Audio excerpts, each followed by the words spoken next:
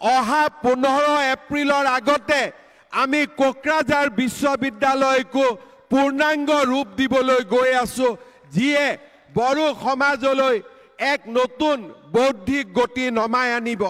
শ্ৰদ্ধাৰ ৰাইজ, ইয়াৰ লগতে আমি সংকল্প লৈছো যে আমি ওদালগুৰিতো বড়োলেণ্ড ইউনিভাৰ্চিটিৰ এটা নতুন কেম্পাছ নিৰ্মাণ কৰিম আৰু অহা 3 বছৰৰ ভিতৰত ওদালগুৰিত এখন নতুন মেডিকেল কলেজ নিৰ্মাণৰ কামো আমি হাতত লম।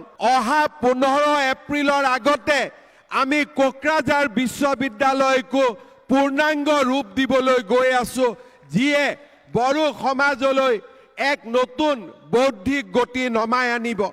শ্ৰদ্ধাৰ ৰাইজ, ইয়াৰ লগতে আমি সংকল্প লৈছো যে আমি ওদালগুৰিতো বড়োলেণ্ড ইউনিভাৰ্চিটিৰ এটা নতুন কেম্পাছ নিৰ্মাণ কৰিম আৰু অহা 3 বছৰৰ ভিতৰত ওদালগুৰিত এখন নতুন মেডিকেল কলেজ নিৰ্মাণৰ কামো আমি হাতত লম।